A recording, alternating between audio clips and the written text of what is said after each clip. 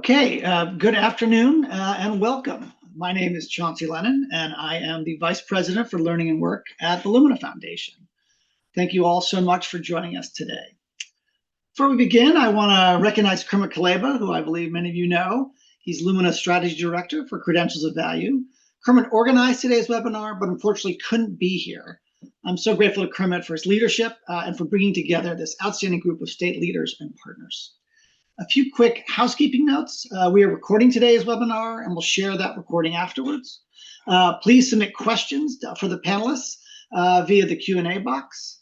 And you are also welcome to introduce yourself in the chat and share relevant observations and resources. Just please keep the conversation constructive and respectful. And finally, live captions are available by selecting the captioning or CC option on your webinar controls. Many of you are on the front lines of determining which credential programs merit public investment and how to ensure they deliver meaningful outcomes. We hope today's discussion offers practical lessons and approaches you can take back to your work. Today's conversation is both timely and urgent. Even before Workforce Pell emerged, states were investing heavily in short-term workforce credentials to help people gain skills, find good jobs, and contribute to their local economies. The most recent analysis from HCM strategists, authored by today's moderator, Stephanie Murphy, found that states have invested more than $5 billion in these pathways in recent years, and that number just keeps growing and growing. But once a state commits public dollars to these programs, it faces a fundamental question: which credentials are truly worth investing in? That sounds straightforward, but short-term credentials, as many of you are well aware, vary widely. Some lead directly to good jobs, others are steps towards longer-term credentials or careers, and they also vary in whom they serve and whether credits and skills carry forward.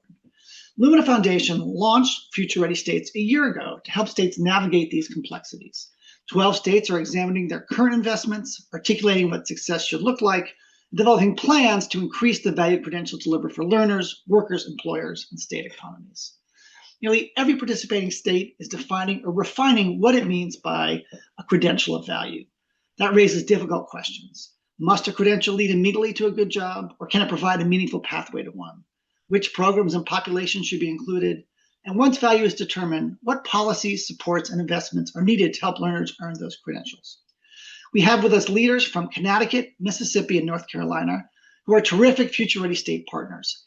Each of them will share how they are approaching these questions, what they've learned from their work, and how their definitions are shaping education and workforce policy in their states. With that, I'm pleased to turn the program over to Stephanie Murphy of HCM Strategists, who will introduce our panelists and guide today's discussion. Great. Thanks, Chauncey. And thanks to everybody here for joining us today. I'm Stephanie Murphy, Director of State Policy and Research at HCM Strategists. And I'm lucky because I have the easy job today. I get to be the one who just asks the questions of the three people who are actually doing this work. So we'll spend the rest of our hour together on the states that are defining credentials of value, kind of getting to know what goes into these definitions, how they got built, and what it took to get to where they are. So without further ado, I want to introduce our panelists to you guys. First up, we have Blaze King, who is Director of Strategy and Alignment at Accelerate Mississippi, where he works to align Mississippi's education and workforce systems with high-demand career opportunities. His work centers on data-informed strategy, industry partnerships, and making sure that credentials actually deliver value for learners, workers, and employers. We're also joined by Cecilia Holden, who is CEO and President of My Future NC, which is a statewide, nonpartisan nonprofit driving North Carolina's educational attainment goal. My Future NC serves as the state's intermediary across the education to workforce continuum, measuring progress, accelerating state and local action, and advocating for policy that increases the attainment of industry-valued credentials and degrees. And then last, but certainly not least, we're joined by Kelly Marie Vallera's, who is Connecticut's first Chief Workforce Officer, and is leading the Office of Workforce Strategy and advising the governor on workforce development. In her role, she builds the cross-sector partnerships that connect talent initiatives to economic opportunity across the state of Connecticut. So, Blaze, Cecilia, Kelly, before we get into the substance of what we're here to discuss today, I'd love for each of you to take about 45 seconds or so to just tell us a little bit more about who you are and your specific role in your state's credential of value work. So, Blaze, happy to kick things off with you. Sure thing. Thanks. And good afternoon to everyone. As Stephanie said, I'm Blaze King. I'm the Director of Strategy and Alignment at Accelerate Mississippi, which is Mississippi's Office of Workforce Development. Our role in what we do is to align education, workforce, and economic development around one central question, and that is, are we producing enough talent for the jobs our economy actually needs? We've built our credentials of value work around employer demand, priority occupations, and measurable outcomes. And we use that framework to help guide state investments, program approval, and our upcoming and current workforce Pell implementation. Great. Cecilia, I'll kick it to you next. Great. Hello. Good afternoon, everybody. I'm Cecilia Holden. I'm the president and CEO of My Future NC. We serve as the statewide nonprofit in North Carolina. We were stood up in 2019, and our mission is to help move our state's educational attainment goal into action. We're a nonpartisan organization. We have bipartisan support. The work is centered around cross-sector collaboration. We have a bookend approach that focuses on both the needs of employers and students. Our board of directors is a four-legged stool. We've got the heads of all the education sectors, business and industry, philanthropy, key policymakers that include a designee from the governor, the Senate Pro Tem, and also the Speaker of the House. And then we serve as the statewide education and workforce intermediary, focusing on the three strategic priorities you just outlined: measuring progress toward the goal, accelerating action both at the state and local levels, and then we advocate for good nonpartisan policy that helps to advance the good work. I'm looking forward to today's conversation and sharing more about North Carolina's journey, specifically around credentials of value. Great. Kelly?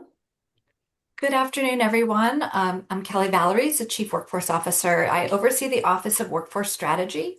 So our office oversees the development of a statewide strategy and then the implementation of that strategy.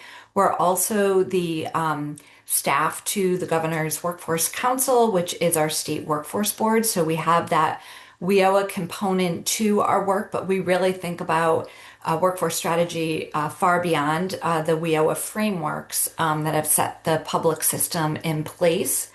Our strategy is really a three-legged stool. It's industry demand led, making sure that everything that we do aligns with the demand that industries has for those high need occupational areas, and being extremely mindful of how we bring our students and job seekers and provide them the opportunities and skill sets that they need to engage in those career pathways. So our strategy is drive growth, build skills, and expand access. And we have a whole bunch of work that we do in goals and objectives that support each one of those strategies. And the credentials of value work is really fundamental to the work that we're doing currently. Great. Well, thank you all for introducing yourselves and letting us get to know you a little bit. Let's get right into it. I want to start by hearing each of your state's stories, and we'll take about 5 minutes apiece. But I'd love for you to help kick us off, help orient us, and tell us about your state's credentials of value definition.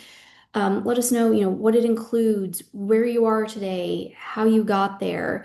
And I'd especially like to hear about some of the political and economic factors that shaped that process that you guys have been through, and some of the key players who have been involved as well.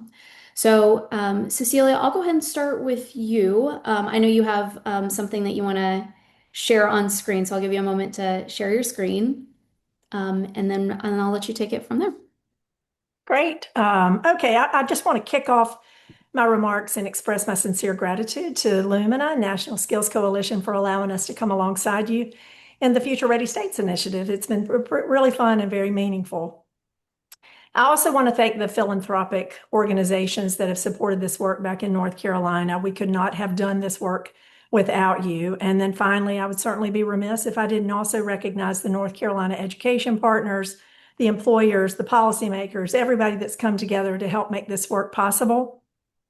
When you hear me say we today, please know this is a collective we. It is not about my future NC. So in North Carolina, we have always believed that educational attainment is, in fact, one of the strongest drivers for economic opportunity. In 2019, we mentioned earlier the state's educational attainment goal. In keeping with Lumina's work around the states adopting these attainment goals, North Carolina did, in fact, adopt one, and it was codified into state law. So with bipartisan support, signature of the governor, North Carolina determined that we would need 2 million individuals in the prime working age of 25 to 44 that would have either an industry value credential that was non-degree or a college degree by the year 2030. Let me be very clear, this has never been about counting degrees and credentials. Instead, it's really been about making sure that we're able to fill the skills gap that our employers were facing, but then also making sure that it was leading to meaningful opportunities for North Carolinians. Now, the same year that the state attainment goal was adopted, that same year, Ed Strategy Group invited North Carolina to become part of a network of states around the Credentials of Value work. And we were asked by our state partners to be the convener and the facilitator of these important conversations. So we brought together leaders from K-12, higher ed, workforce development, philanthropy, state government. Everybody came together and they had different perspectives. But the good news is everybody was grounded in the state's attainment goal, serving as that North Star. Each of the education and workforce partners, this was probably the most important thing on the front end, while each of the education and workforce partners did have to create a list of what credentials mattered for their state plans that they would submit, whether it was a WIOA plan or a CTE Perkins plan. They were all doing that already, but they were doing it in isolation of one another. And they were using different definitions of what made a credential valuable. They had different language to describe what these credentials were. And so everybody was working towards the same outcome, but the approach was done in duplication of effort. It resulted in confusion for employers whenever there was lack of coordination with the request for input from employers. But everybody did agree that employers really don't care who the training provider is. They don't care what you call the credential. They just know that they need a skilled workforce. And then learners know that whenever they earn a credential or degree, they want it to be something that leads to a better job for them. And so going about this work, rather than creating yet another list of credentials, North Carolina instead set out to drive systems change. And we wanted to do it so that it would benefit our learners and our employers, and then to streamline the work that I described across our sectors. Our focus has been building a single unified list of credentials that are valued by employers, also a sustainable process for maintaining this list, and then a statewide framework where learners, employers, educators, and policymakers can all leverage the data in the list that they can rely on to help them drive important decisions.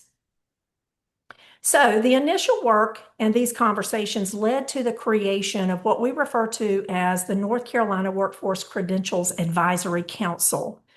And the council intentionally was not outlined in legislation. Instead, it was stood up by all of the partners who agreed that this governance structure was important. And I'm excited to share that while the leaders of the organizations that originally stood up the council have since moved on, what I can say is that the foundation for this council was so solid that it has transcended the changes in administration, which I think is very important. The work of the council provides a transparent, employer-led process for answering the one simple question, that is, does this credential lead to a meaningful opportunity for learners and also fill the workforce needs that we have in our state? And so once we had that shared vision and the right partners at the table, the next question was, well, how in the world are we going to actually define which credentials are on the list that have the value? So throughout the work, My Future NC's role has served as intermediary. We convene the partners, we facilitate the conversations, we align statewide priorities, and we importantly help the different organizations and policymakers use the data to inform decisions. So we're that independent nonprofit. We serve as a neutral convener, and our role is not specifically to identify which credentials are on that list, although I do have a role, I serve on the council and I lead one of the working groups. Our voice is in these important conversations, but we don't actually define the list. Our role instead is making sure we've got the right players at the table working together to build the solutions that no single organization can do separately, and then to make sure that the focus remains on learners and employers. So, how does North Carolina define these credentials of value? The Advisory Council relies on what we refer to as the STAR Jobs methodology, and this is through the North Carolina Department of Commerce, and it basically identifies which credentials lead to high demand or high growth jobs that pay a family sustaining wage. And then that information is used to bucket the single list into 4 different categories, depending on where they fall in that STAR jobs. You might need a foundational credential that's important, whether it's a nurse aide, but it may not actually pay a family sustaining wage. So we didn't want to lose those off the list either. So by using the STAR jobs methodology and the employer input, the result is basically a transparent, employer-informed process that can evolve along North Carolina's ever-changing economy. And so finally, when you look here, the council's work also involves endorsing good policy or helping to lift up what those good policy priorities could be. So I'm excited to share that this session, My Future NC championed the 2026 Workforce Act.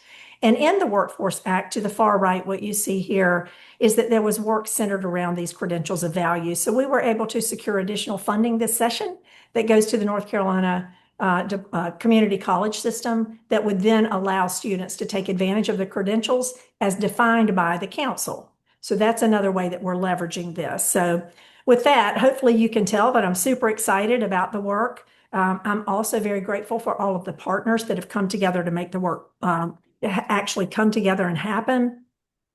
And then I'll also close with just saying I'm super proud that we were nationally recognized by Aspen Institute a couple of years ago for this bipartisan cross-sector work and the way that we've gone about it. And then we were also highlighted by SHRM, the CEO of SHRM, Society for Human Resource Managers, in one of the congressional meetings last year. So I'll close with that and look forward to hearing more from the other panelists. Great, thanks, Cecilia. I've been taking notes and I have some follow-up questions that I want to ask you, but we'll get to those in a minute. Before we do that, I want to turn it over to Blaze. Let's hop on down to Mississippi and hear about how you guys are defining credentials of value and the process and the conditions that are in place for the work that you guys have been engaging in. Sure. So I think one of the things that we've tried to be very intentional about is, and I don't know that it's unique, but our intentionality behind it may be, and that is that we started with the economy and not the credential. Think that's very important to understand where the economy is taking us. And so we began with asking whether we did not begin by asking whether a credential was a certificate, a degree, a license, apprenticeship, or anything else that may be categorized as a credential.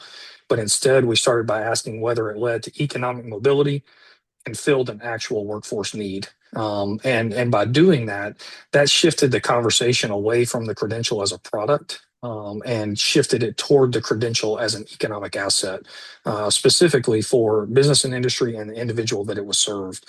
And so that was a heavy lift, but also a very intentional one as we made sure that we were really looking to define that credential of value. And for us, a credential of value is one that really prepares someone for employment in one of our priority occupations.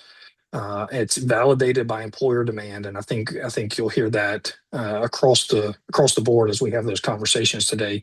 It results in recognized skills, and that one has a lot of work going into that. That one's a little bit harder to quantify, but it's extremely important as we look at what our business and industry needs. And then ultimately, it leads to quality employment with opportunities for advancement. And as we look at those opportunities for advancement, we typically define that by wage, and we try to look at an individual that's moving through these credentials of value as establishing a career. And not something that's going to give them the ability just to job hop, but to really get into employment, move up, and increase the wage for them as well. And by that, the credential itself ultimately it matters less than the outcome it produces. So again, looking at the outcomes that are produced on the back end. Um, and that just ties into, what are the outcomes, what are the results for the individual rather than just the paper that they receive that says they attained a certain credential. So really trying to figure out the outcomes for the individual in business and industry and letting that drive what the credential of value is for us. Um, as I think looking at how we got here and the path it's taken to get us there, it's the economy in Mississippi has changed drastically and dramatically over the last decade. Just from the work that's happened on the economic development side, and then the type of work that's come in, whether it's advanced manufacturing, aerospace, healthcare, construction, logistics, the defense work that's happened across the state, and then as the technology sector continues to grow and boom, the the employers are consistently telling us that they need skilled workers, and oftentimes, and I think we hear this across the board, you hear, well, we just need somebody to show up. And what we're finding, the more that we dig in with these employers, is they do need somebody to show up, but they need a skilled workforce to show up as well. They don't need, we're moving past the stage of a warm body that comes in just to perform a rote task. But they're needing somebody that can come in, think critically, and apply the skills that they have to multiple different settings. And we want those credentials to drive that. And so, because of that, it's caused us to think differently about our workforce investments, about what we do with our workforce dollars in the state, and how we steward those well as we try to align everything. And instead of funding the programs and the credentials and the things that have always been there just because they've always existed, we took a step back and we started asking, you know, is the thing that we're funding, is the thing that we're supporting, is the thing that we're looking for really producing the talent and the occupations that our employers actually need? And again, going back to that focus of letting the economy drive the demand and making sure that we're meeting what our economy needs. And so, as we look at how we've started to define those credentials of value, what got us here, and then kind of where we're going, uh, the ideas and the premise behind that has really started to change our framework and change how we drive several initiatives. It's changing how we evaluate training programs. Again, what does the outcome look like? Are they leaving with something that is tangible and meaningful for them as the individual, but also for the employer? We're looking at how do we think about performance, right? How do we measure that performance? And then what does that performance actually mean on the back end, again, from an outcome perspective? And then ultimately getting to the end goal here on some of this stuff as we look to impact a change is how Mississippi will implement Workforce Pell, and then how these credentials tie into that work as well. It's really fun to see how all of this stuff has become intertwined and interwoven, and really taking it from the K-12 space all the way through to the employment space, even as employers look to upskill. And so rather than looking at creating something completely new for Workforce Pell and the Workforce Pell eligibility there, we're looking to build on the work that we've already done around employer demand, the quality and the outcomes, and really drive that. One of the things that we're excited about working through with these credentials of value is a tiered credential model. Um, Really looking at developing a pathway for those individuals so they can see, if I start here, I understand I've got to have a foundation. But as I start, what does it look like for me to really increase my wage opportunities and get to that level that I need to understand where I can support a family and also live comfortably? So as we continue to build that out, we're really excited about the work that Lumina is supporting and the opportunities that we're getting to do there. And just ultimately for us, understanding that credentials of values aren't just about education. They're about economic competitiveness and mobility for the individuals we serve and for our state as a whole. Great. Thanks, Blaze. Sounds like you guys are doing lots of exciting work. Lots of questions for you too. And I hope that folks who have joined us are jotting down their questions. We'll have time for Q&A at the end. So keep noting your questions and ask them at the end. But before we get on to some of these follow-up questions, last but not least, Kelly, I wanna hear from you in Connecticut. What's your definition like, and what's the work that you guys have been engaging in? What does that look like? Great. Thank you so much. I'm actually kind of fortunate that I get to go third here because I think my colleagues from other states have really said it well. I think we're all kind of rowing in the same direction and maybe coming at the work with a little bit different perspective just because of the partners that we have. But I think that we're all trying to get to the same place. So here in Connecticut, we're a very small state. We have 169 different towns, and each town gets to determine what their education curriculum looks like within the framework of the federal and state requirements. But we also have 5 regional workforce boards and 14 community college campuses. And so our system in Connecticut has been really built on what we call superheroes and not necessarily systems. And so we've got a lot of great programs and opportunities for students and workers to earn credentials, but the alignment of those has really been kind of all over the place. And it's been really difficult for our students and workers to understand where is those pathways that are clearly articulated and they help them understand if I earn these credentials, where does that help me move? We also have an aging workforce in Connecticut, so we're in the middle of a silver tsunami.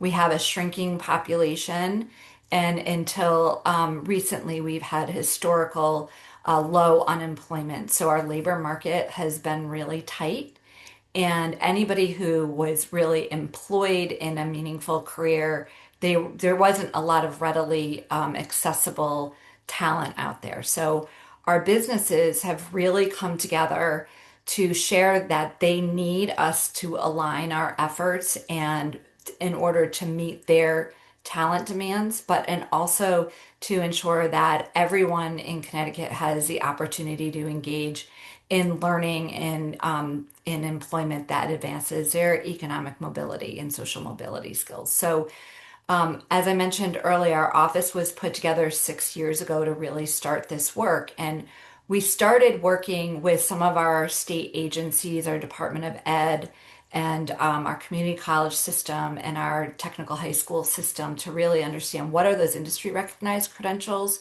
that we can start to kind of pull together that were in demand. And that took quite a bit of time because everybody's definition of even just an industry recognized credential was different. So we had to kind of define what that was. And in the process of doing that, we were fortunate enough to be chosen to participate in the Lumina Foundation work, which then brought our work to another scale. So we expanded the reach of the different agencies and our educational partners to really dig in on what is that shared definition across the board and how are we going to then all align our efforts and our credentials to that industry recognized credential of value definition. And it was interesting. We thought we had it kind of nailed down. But then when Workforce Pell came to lay on top of that, it added another dimension. And so we started to really think about how do these different credentials stack up to each other? Because again, stacking is and transferable is very important to ensure that people are on a pathway to the occupational aspirations that they have, right? And we think about education in Connecticut is not a linear approach, right? People just don't go and earn a credential and then that's the end of their learning. We think of it as an infinity loop where people are coming into the education system, either as a traditional or non-traditional student, as an adult learner, to earn those credentials that they need to bring them to the next level in their occupations or to change occupations. So that kind of mentality really brought all of our academic and training providers together to say, what does that really look like? Because we need to develop lifelong learners. We all know the day and age of learning a skill ends because you get a job doing that job and it lasts you a lifetime. That doesn't work anymore. So we really wanted to be mindful of how these credentials of value could be obtained by high school students all the way through adult learners who are coming and going out of different occupational upskilling opportunities. And in doing all of this work, we also wanted to understand how we can provide a place for our students and job seekers to be able to have access to these. So our agency deployed $70 million of ARPA funding on short-term job training programs. And it was really an amazing opportunity for us to really conduct a large-scale pilot program on what works to support people in gaining these industry-recognized credentials of value and moving them into those beginning steps in the career ladder. And in doing that work, we built out what we called the Career Connect portal, which is our virtual front door, where we built a tool for job seekers to come in and understand what are the things that I'm interested in, what are my past experiences, and what do I want to do for the rest of my life, and help them kind of with a tool identify different types of occupations in different industry sectors and career pathways that might be of interest to them, and then be able to connect them to case managers and then be able to engage in those job training programs.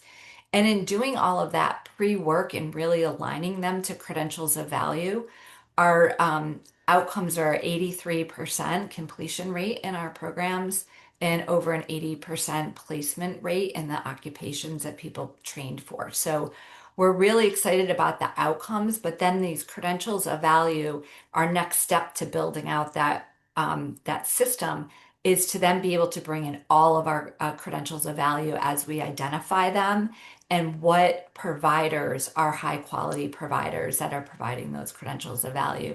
So we're really helping people be able to identify and see that pathway.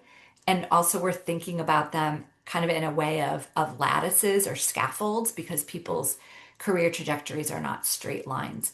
And just one other quick point, our governor launched an executive order in April to establish a high school career pathway commission, really working to identify how do we bring credentials of value in dual and concurrent enrollment into high school and support our young people who have completed without the credential that they need. So all this work kind of comes together and coalesces around our framework that I've shared up here on the screen. Fantastic. Thanks, Kelly. For my first follow-up, I actually want to stick with you, Kelly, for just a moment. You mentioned the importance of stackability and transferability. And I want to start with this because among the future-ready states, when we were doing an analysis of, what's going on in each of the states, that emerged as a top priority across the states. But it also emerged as something that had proven to be pretty elusive to the states. How do you actually ensure stackability and not just say the word, that it actually means something? So, from your perspective, given the work that you guys have been doing in Connecticut, is there any sort of guidance that you can provide around making sure that credentials are actually stackable? Yeah, absolutely. So thank you for that question. In my previous work to taking on this role, I worked with Eastern Connecticut and the shipbuilding industry and manufacturers in that region to develop stackable credentials that led to high value jobs in manufacturing. And what we really did is worked with our community colleges in the region and through an employer-led process, identified what are the foundational skill sets that someone needs to be successful in entering into a manufacturing facility. And then we built the curriculum around that. But what we were really intentional in doing was making sure that the curriculum could be assessed for credit after the non-credit certification was achieved. And then how do we then have credit bearing programs on top of that that lead to higher value skill sets and credentials? And so we started really intentionally there. And so we've built that out as a framework and a best practice model. And as we start looking at how we scale that into other industry sectors, we are being very intentional with our community college system because they really are the next opportunity for people to move into those higher level skill sets and then become community college students, whether they're as non-traditional working students as well. And we're being very intentional with that as we move forward in the work with credentials of value and now Workforce Pell. So we want to make sure that everything is stackable. The people that we're serving in the largest capacity of adults who are outside of a post-secondary experience, really, many of them don't think of themselves as a community college student, but they need to earn a credential. And when they earn that credential and they're successful in a community college environment or a credential that was supported by a community college, then they get that self-efficacy to know that they can do it. And we see it as a real great feeder into those higher education systems. Great, thanks. Cecilia, I want to turn back to you now. Haven't heard from you in a minute, so I want to give you a chance to talk. You mentioned My Future NC's role as ensuring that the right players are at the table. And we've observed that as states engage in this work, oftentimes they realize that the right players aren't at the table, or the right players are doing this work, but they're not all engaging together. And so there needs to be an effort to bring them all together. And so I'd love to hear from you a little bit more detail about how it is that you ensure that the right folks are engaged in this work. And oh, did I freeze up there for a minute? You did, but we could hear you. Oh, perfect. Okay. Fantastic. Then would love to hear from you about how you engage in this work, how you ensure that the right people are at the table. Who from your experience should be prioritized as a stakeholder in this work? And what does that process look like for identifying the right folks? Sure. So, as everybody has said, this work is employer-led. So I think that we start with that and making sure that the employer voice is there, heard, and that different industry sectors are represented. And so when we look at the governance structure of the council, it intentionally includes different industry sectors. You've got to have your education and workforce training partners at the table. So we have Workforce Solutions, which is with the workforce development boards. We have the North Carolina NC Works Commission, which is the workforce development board for the state, community college system, Department of Public Instruction, philanthropy. My Future NC is fortunate to have a seat at the table. But in addition to the broader conversation, we also have other workforce partners, whether it's Health and Human Services or Department of Adult Corrections. So we're thinking about not only industry sector specifics, but also untapped talent populations. And how can we make sure that if we're trying to bring untapped talent into the pipeline, that we're marrying them with training programs that would also lead to jobs that they would qualify for? And so we're making sure that we've got looking at the broad spectrum. And then finally, it would certainly be an oversight if we didn't have policymaker voice at the table. And so as we go through the work, as I mentioned earlier, our governance structure at My Future NC includes a representative or a designee from the governor's office, from the Senate Pro Tem, and also from the Speaker of the House that serve on our board of directors. And so as we are facilitating these conversations and we're advancing policy priorities, it goes before my board. And then my board is made up of all the different sectors too. So it's really making sure that we're not leaving anybody out. Everybody wants to be included. And then the final piece is we're a state-led organization, but the work has to happen at the grassroots level. And so when you think about this, it's not a matter of just bringing the state voices into the conversation, but there are a lot of local partners that have to have a voice on the front end because they're the ones that are boots on the ground that know what's really happening. And so that might involve local economies and local business partners. It might involve local community colleges or K-12 or workforce development boards. So we're making sure that they're all included in these conversations. So we're not overlooking anything that would be of significant relevance on the front end. For anyone in our audience who's beginning to think about the stakeholder engagement, were there any key stakeholders you identified that maybe surprised you that might have a tendency of being overlooked that you want to flag for folks who are joining us today? I'll just double down on the fact that local voice is so important. When we started the work around the credentials of value, we were stood up in 2019 in December, and then 3 months later, the world shut down, and it was the pandemic. And so our local educators were busy focusing on what are we going to do during the pandemic to make sure that we're serving the students that we have. Our employers were focused on how are they reacting to the pandemic. And so it initially was not intended to be state-led, but the local voices didn't have the space for those conversations. So I want to double down on making sure that they're at the table, which they are.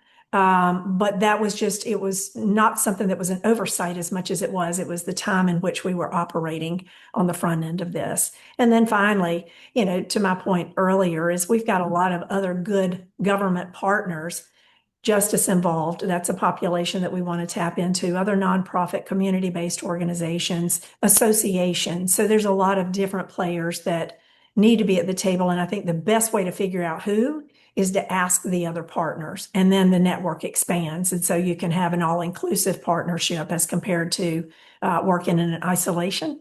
And again, state-led, but locally owned and driven. Great, thanks. Blaise, I think I have time for one more question before we turn it to audience Q&A, and questions are already starting to roll in.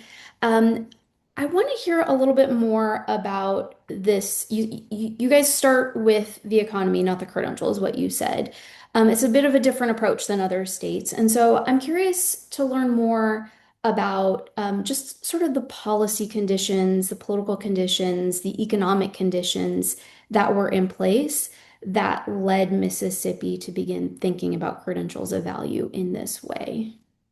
Sure. So thanks for that question. So as we looked at having the economy drive the outcomes, I think we look across Mississippi, and we can't afford to miss on our workforce, if that makes sense. We can't afford to have future employees that aren't able to get the jobs. Our labor market is relatively small, and we try to get everybody that we can into the labor market as qualified as possible.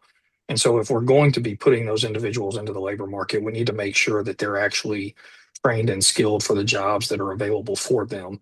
When you have economic development projects come in that are looking for 2,200 for 3,000 employees in a rural area, we've got to maximize the opportunities that we have for those individuals to be able to take those jobs, and then once they're in those jobs, be able to move up accordingly and really increase their wages. And so when we look at the economic development projects that are coming in, and they're saying we need these employees, we've got to make sure that we're able to provide what they need so that we can continue to be competitive as a state economically, and win those projects that are ultimately going to benefit the individual as well.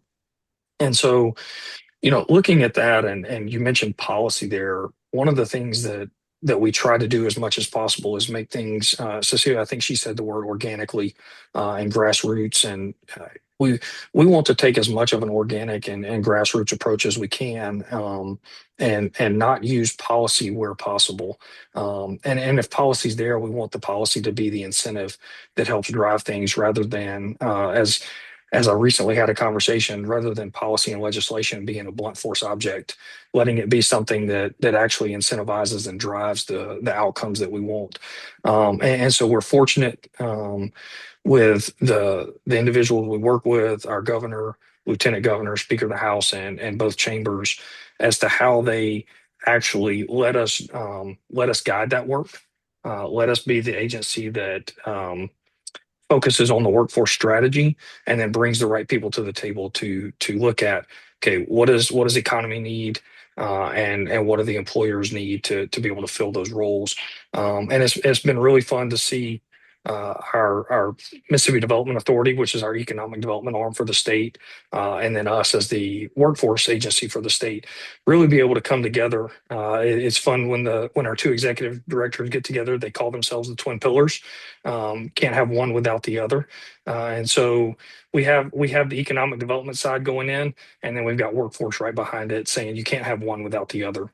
And so it's been really fun to see that work, again, just grow organically, but then also be able to change and be flexible and nimble based off of the needs of the economy. Because as the others were saying, Mississippi is very unique. We have 8 what we call ecosystems and the job demands and the requirements for each ecosystem are different.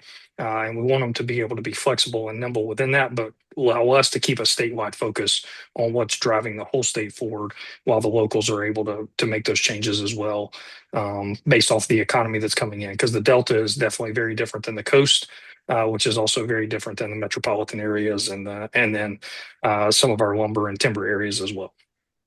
Great, thanks. So like I said, questions are rolling in, so I wanna turn to some of those. First one that's come up from a couple of different people, and I want to give each of you a chance to respond to this question. Tell us about the challenges you guys have faced in your states with defining credentials of value, and then the challenges of reaching alignment on a definition. I'll chime in. So I would go back to the thing I called out early on, and that is the terminology. And, we had tiers here, a different tier here. And so some of them were called out in legislation, some of them were just adopted within the different agency. And so getting everybody kind of to step back from the actual terminology and instead focus on what we were trying to achieve. We've had great success in doing that.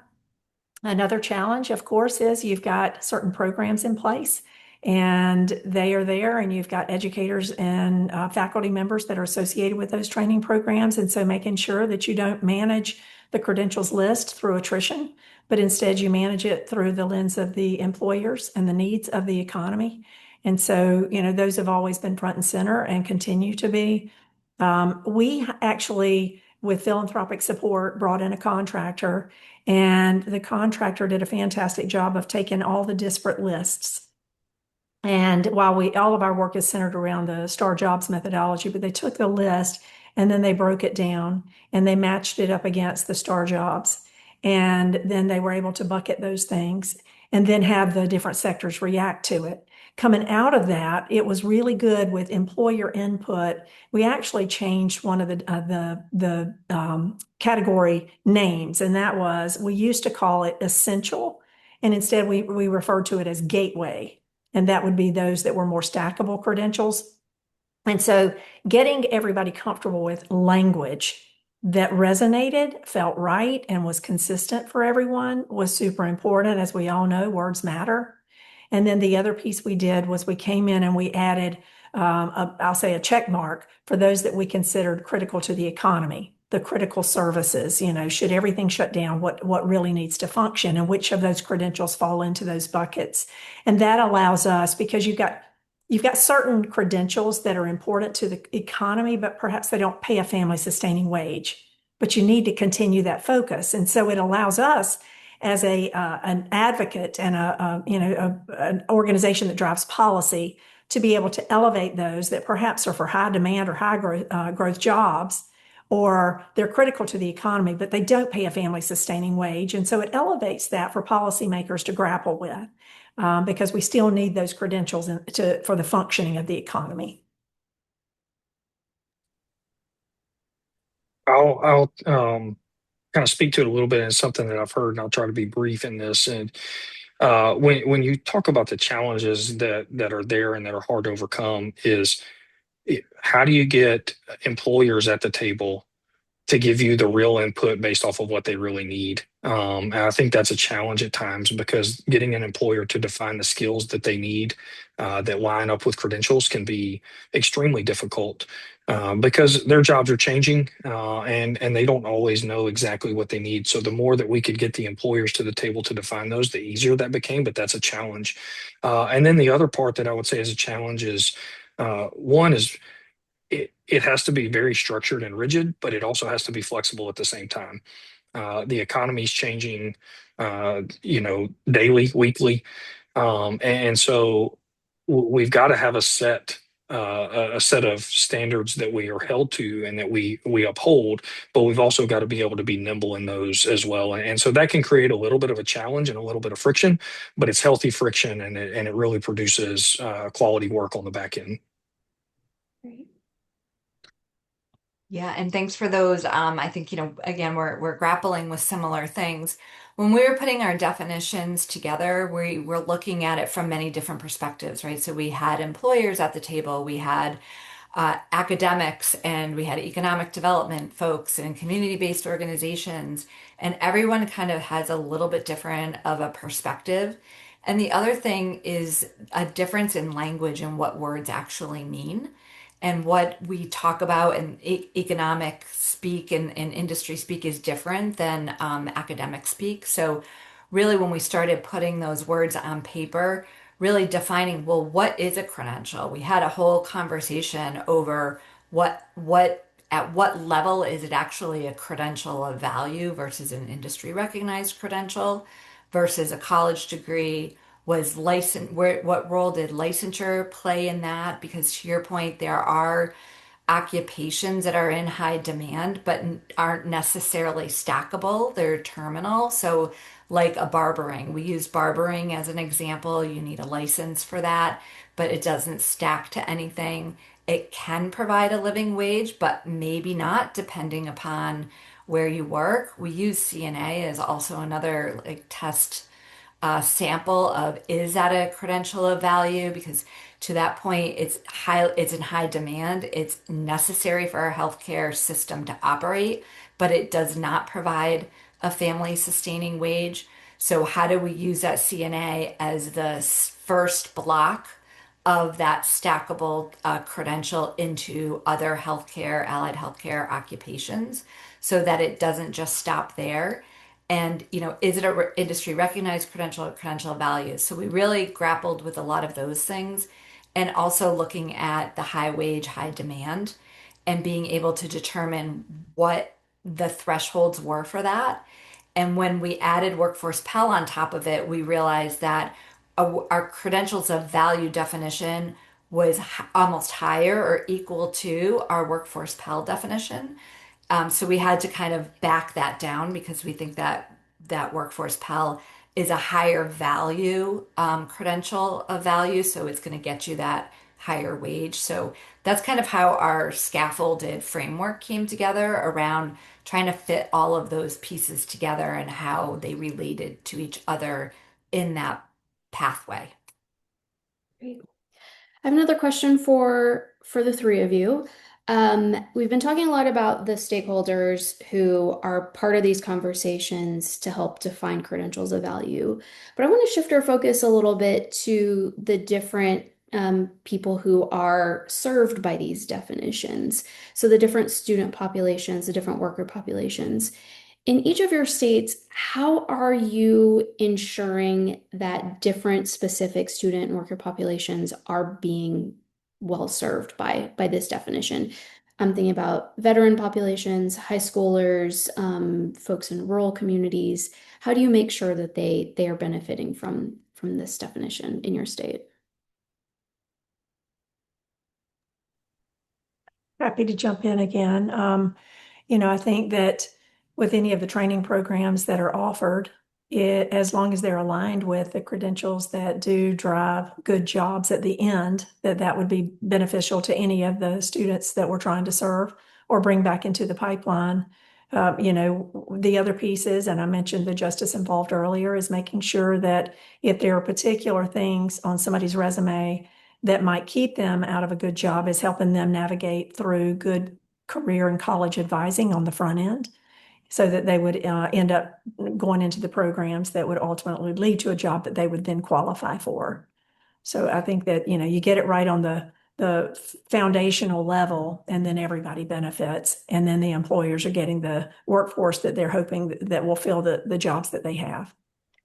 One of the things that we're doing in Connecticut is providing a full suite of wraparound services to really support people who are in those vulnerable populations who may have specific barriers to entry, and ensuring that we're providing the case management, the job coaching, the life skills are all part of the work that we do to prepare them to be successful in these job training programs, and then paying for things like childcare, transportation, access to technology, any of those other barriers of things that they wouldn't be able to complete successfully and then bringing employers in first and making sure that there is a job waiting for them at the end and that employers have an opportunity to meet folks while they're in those job training programs. And the best case scenario is a conditional offer of employment upon completion.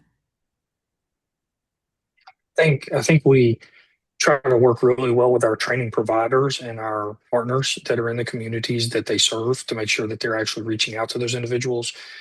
We have career coaches in all of our high schools that start with them at an early age, and then we have navigators as they get into their older population to be able to really reach out and serve those individuals. And then, as they were saying, the training actually lines up to employment on the back end, and then making sure that that training is not always offered in the traditional academic setting, but there's training at locations and other places that can serve the individuals where they are and meet them without it having to necessarily be tied to an educational outcome, but rather the credential that's going to lead to the quality employment for them.